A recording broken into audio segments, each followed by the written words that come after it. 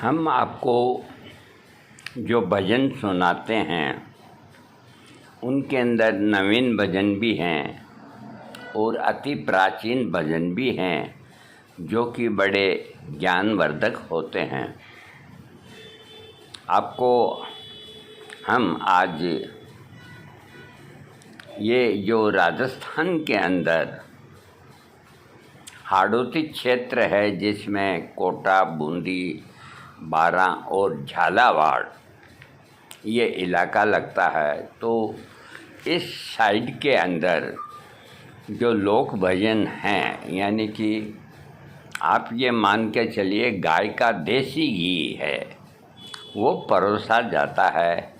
कभी आपने उसका स्वाद चखा नहीं, हम आपको उसका स्वाद चखाते हैं कि असल के अंदर यहाँ किस तरह के लोक भजन गाया करते हैं, ताकि आपकी जिज्ञासा बढ़े, आपका इन भजनों के प्रति रुचि बढ़े, आपका ज्ञान बढ़े।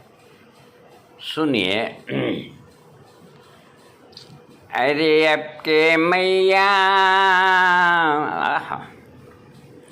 अरे अब के मैया सांवरियो परना दे। देखिए, ये एक तारा के ऊपर गाने वाला भजन है। अब हमारे पास साधन नहीं है इतना। अरे अब के मैया सांवरियो परना दे, तू अब के मैया। हे माँ, मेरा अब के जो विवाह करती है सांवरिया के साथ, भगवान के साथ मेरा विवाह कर। अब के मैया सांवरियो परना दे। क्यों? ई परण्या को काई परनबो, ई परण्या को काई परनबो, बार बार मर जावे ये अब के मैया सांवरियो परना दे, तू अब के मैया सांवरियो परना दे, तू अब के मैया। हे माँ, इस परने को क्या परनाते है? ये मनुष्य तो बार बार मर जाता है, फिर जन्म लेता है, फिर मर जाता है। मेरा विवाह तो सांवरिया से करा जो कोई डर नहीं। अरे अब के मैया सांवरियो परना दे, तू अब के मैया सांवरियो परना दे। ई परण्या को काई परनबो, ई परण्या को काई परनबो, बार बार मर जावे अब के मैया सांवरियो परना दे, तू अब के मैया सांवरियो परना दे। ई मेहंदी को काई लगाबो, बार बार खिर जावे। कि ये मेहंदी जो लगाती है, इसका क्या लगाना है, थोड़ी देर के अंदर ही उतर जाती है। ई मेहंदी को काई लगाबो, बार बार खिर जावे। कि माँ, ये मेहंदी बार बार उतर जाती है। मेहंदी लगाऊं गुरु नाम की, मेहंदी लगाऊं गुरु नाम की, नाम अमर हो जावे रे अब के मैया सांवरियो परना दे। ओ अब के मैया सांवरियो परना दे, तू अब के मैया सांवरियो परना दे। हे माँ, मेरा ब्याह करे तो सांवरिया से ही कर। ई हल्दी को काई लगाबो, ई हल्दी को काई लगाबो, बार बार खिर जावे। ई हल्दी को काई लगाबो, बार बार खिर जावे। हल्दी लगाऊं गुरु नाम की, हल्दी लगाऊं गुरु नाम की, नाम अमर हो जावे। अब के मैया सांवरियो परना दे तू, अब के मैया सांवरियो परना दे तू, अब के मैया सांवरियो परना दे। ई परण्या को कहीं परनबो, ई परण्या को कहीं परनबो, बार बार मर जावे। अब के मैया सांवरियो परना दे तू, अब के मैया सांवरियो परना दे। भजन काफ़ी बड़ा है, हमें इतना ही याद था तो आपको सुना दिया है। तो इससे आपको इसका रस स्वादन ये तो आपको प्राप्त हो ही गया कि कितना मिठास है, कितना इसमें ज्ञान है, कितना क्या है, ये आपके समझ में आता है। और अगर इस तरह के भजन को भी आप लोग अगर लाइक नहीं करते हैं तो फिर हम आपका कुछ वो कर तो नहीं सकते, लेकिन हमारे दिल में ये ख्याल आता है कि असली की ज़्यादा पहचान है नहीं है और नकली की ज़्यादा पहचान है, क्योंकि आजकल ज़माना ही नकली का है। इसलिए हर एक चीज़ को ध्यान से सुने और उसमें जो अच्छी चीज़ है सार को, यानी कि जिस तरह मक्खन को बिलो करके और घी की प्राप्ति होती है, बाकी जो छाछ है और है वो गरीबों को बांट दी जाती है और मक्खन का घी बना के खा लेते हैं। इसी तरह हर एक चीज़ में से आप निचोड़ निकाल लें, निचोड़ में के अंदर जो खास चीज़ है उसे आप रखें, ये आपकी बुद्धिमता है। और जो दूसरे भी हैं उनको भी खुश करें, उनको छाछ देवें। छाछ के लोग बेचते हैं, पैसे लेते हैं, नहीं लेने चाहिए। अड़ोसी पड़ोसी गरीब जो भी कोई आता है, कोई घूमता हुआ रमता राम ही आता है तो इस गर्मी के अंदर उसको छाछ के अंदर नमक डाल के पिला दो, उसकी आत्मा बहुत प्रसन्न होती है, बहुत प्रसन्न होती है। ये नेक काम इस तरह के करने चाहिए मनुष्य को। और बाकी भगवान कहीं नहीं मिलते, न कोई मंदिर में हैं न कोई मस्जिद में हैं। इन पत्थरों से आप क्यों अपना सिर फोड़ते हैं? कहीं कुछ भी नहीं है। आपके एक मन की तसल्ली है कि हम फला जगह हो आए, कुछ भी नहीं। करने वाला वो ईश्वर है जो सर्वशक्तिमान है, उसको हमेशा याद रखो। वो तुम्हारे हर एक कार्य के ऊपर अपनी नज़र गड़ाए रखता है, वो तुम्हारे हर करतूत की निगाह रखता है, वो तुम्हारे हर पाप को देखता है, वो तुम्हारे हर पुण्य को देखता है। और उसके यहाँ कहीं भी कोई मिस्टेक नहीं होती। तुम कहीं भी चले जाओ वहाँ से नहीं बच सकते।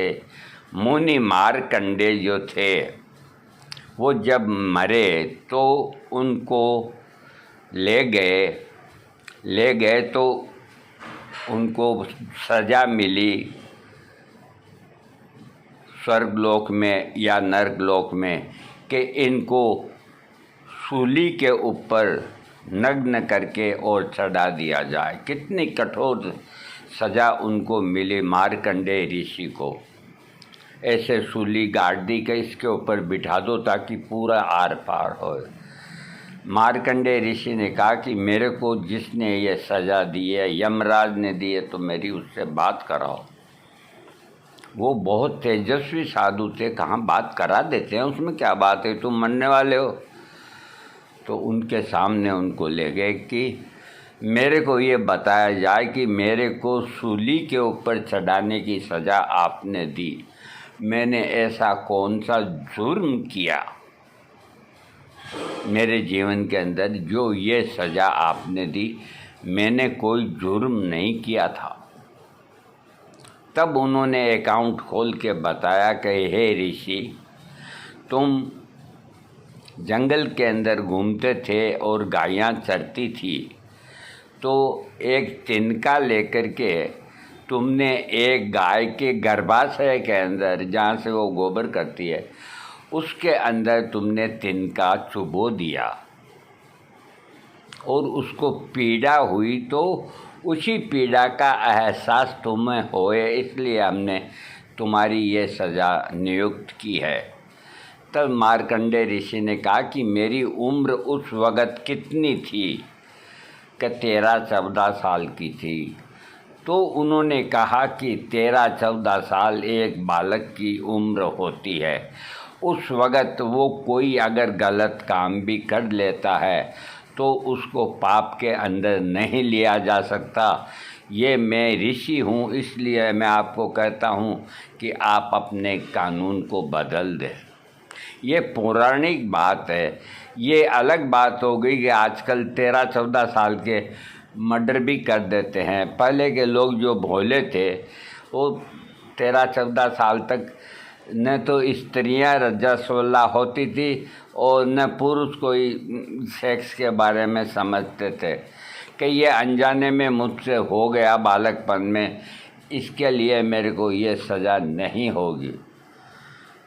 यमराज कहा कि आपकी बात कहाँ तक सत्य है वो भी अभी सामने आएगी। सज़ा तो हमने दे दी, वो दे दी, आपको हम बिठाएंगे, कब बिठाओ। और मार्कंडेय ऋषि को सूली के ऊपर चढ़ा दिया, तो वो उसके ऊपर पलाक्टी लगा करके और बैठ गए और हंसने लग गए। और यमराज का दिमाग घूम गया कि ये सूली इसके पार क्यों नहीं हुई। तब जाके उन्होंने क्षमा मांगी कि हम हमारे अकाउंट्स को सही कर देते हैं। तो देखो, ये पौराणिक बातें हैं। इसका ये मतलब नहीं है कि आपकी उम्र 14 साल है, आप कोई गलत काम कर रहे हैं। आज वक्त अलग है, वो वक्त अलग था। इसलिए इंसान को हमेशा अच्छा कार्य करता रहना चाहिए।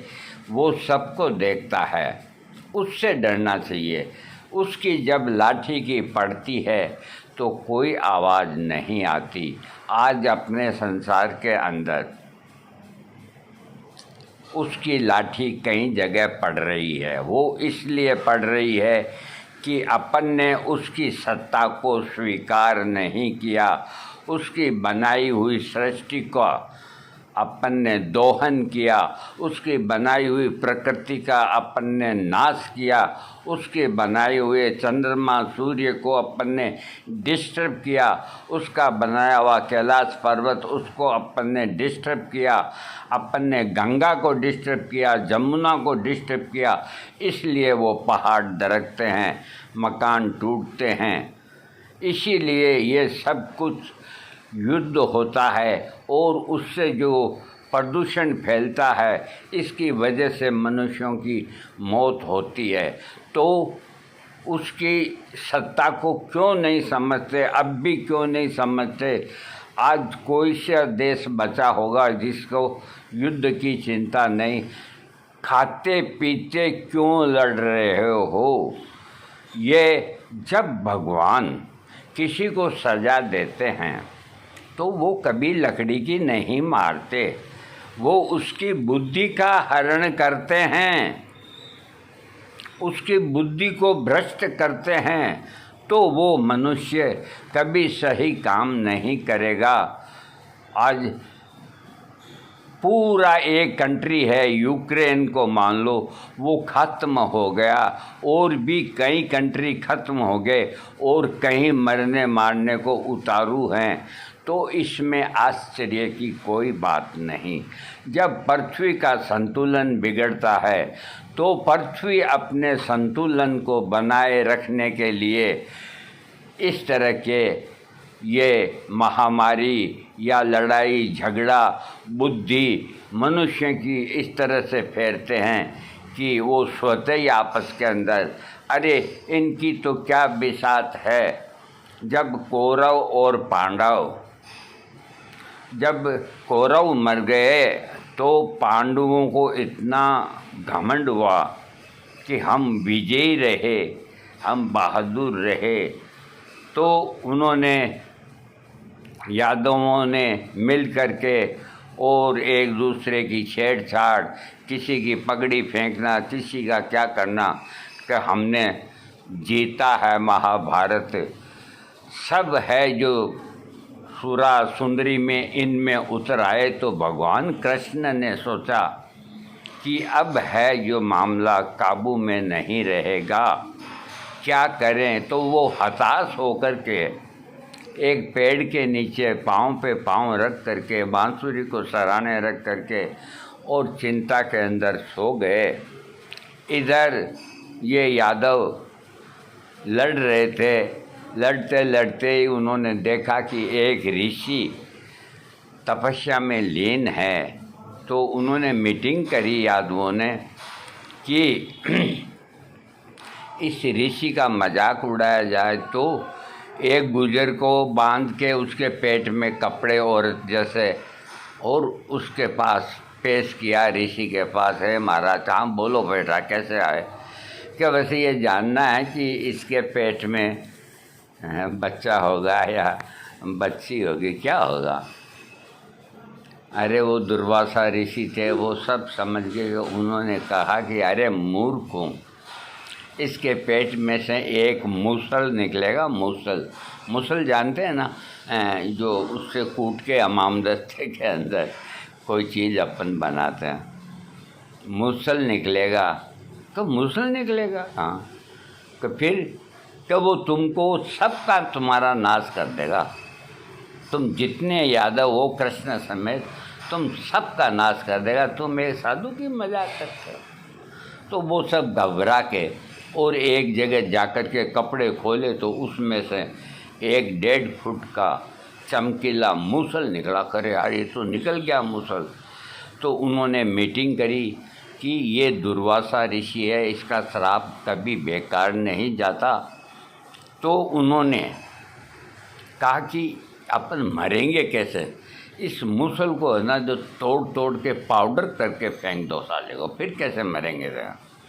तो वो बैठ करके पत्थरों से उसको तोड़ने लगे, उसका एकदम चूरा करके इसको फेंक दो नदी के किनारे।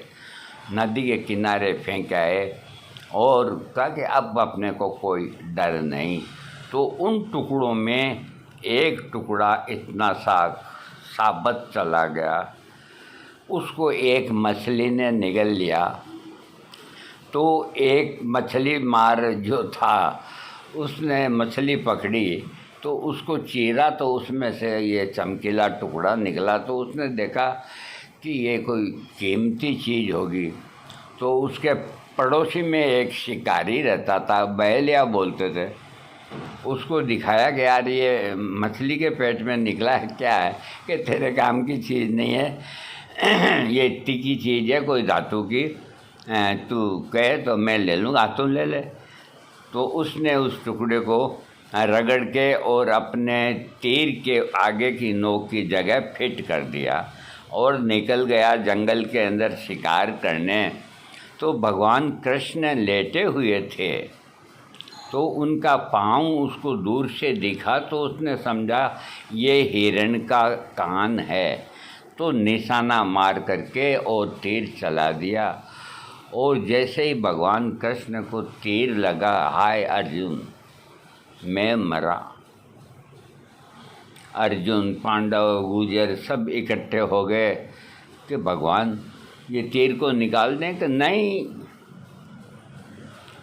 ये तीर निकलते ही ये द्वारिका जलमग्न हो जाएगी।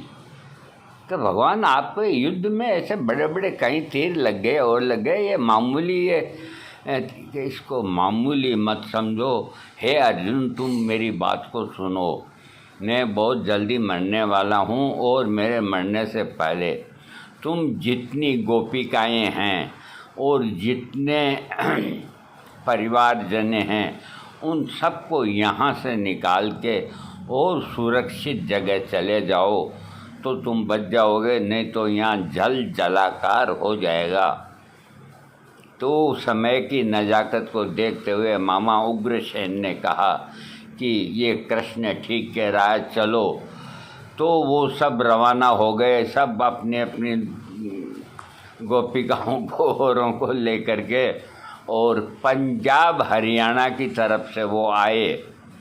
उधर जैसे ही वो निकले भगवान कृष्ण ने प्राण दे दिए और वहाँ द्वारिका है जो पानी के अंदर डूब गई, जो आज भी लोग उसके दर्शन करते हैं। तो वो जब निकल के आए तो उधर के लोगों ने देखा कि इतनी खूबसूरत खूबसूरत गोपिकाएँ गुजरियाँ ये कहाँ से आ गई। तो कोई छीना झपटी करे, कोई व्यंग करे, कोई मजाक करे, कोई गंदी हरकत करे। तो अर्जुन को गुस्सा आया तो उसने उठा करके अपना तीर कमान खींचा कि सालों तुम या तो दूर हो जाओ, हमारी औरतों को मत छेड़ो या तुमको मार दूंगा। तीर खींचा तो उसके हाथ से तीर गिर गया नीचे। तो मामा उग्रसेन ने कहा, अरे अर्जुन तेरे तीर कमान अब काम नहीं करेंगे। तेरे तीर कमान जब तक ही काम कर रहे थे कि जब तक श्री कृष्ण थे, जब वो ही नहीं संसार में तो तेरा क्या अस्तित्व है। तो एक कहावत है कि काबा लूटी गोपियाँ, वो ही अर्जुन वो ही बाण। यानी कि समय क्या करवा देता है, वही अर्जुन थे, वही बाण थे, और उसके देखते देखते ही है जो उनकी स्त्रियों का हरण हो गया। तो पश्चाताप के अंदर पांडवों ने निर्णय लिया कि हम क्या करें। तो सब ने मीटिंग करके कहा कि हिमालय पे चढ़ते जाओ, एक एक गलते जाओ, एक एक मरते जाओ। तो मेरे कहने का मतलब यही है कि भगवान किसी को अगर सज़ा देते हैं तो उसको लकड़ी से नहीं मारते, उसकी बुद्धि को घुमा देते हैं। फिर वो मनुष्य को कितनी अच्छी बात समझाए उसके समझ में नहीं आती, वो उसी को पकड़ लेता है और लकीर पे फ़कीर होके इस तरह पृथ्वी प्रकृति अपना संतुलन। तो अभी जो कुछ भी संसार के अंदर हो रहा है इसमें कोई नई बात नहीं हो रही।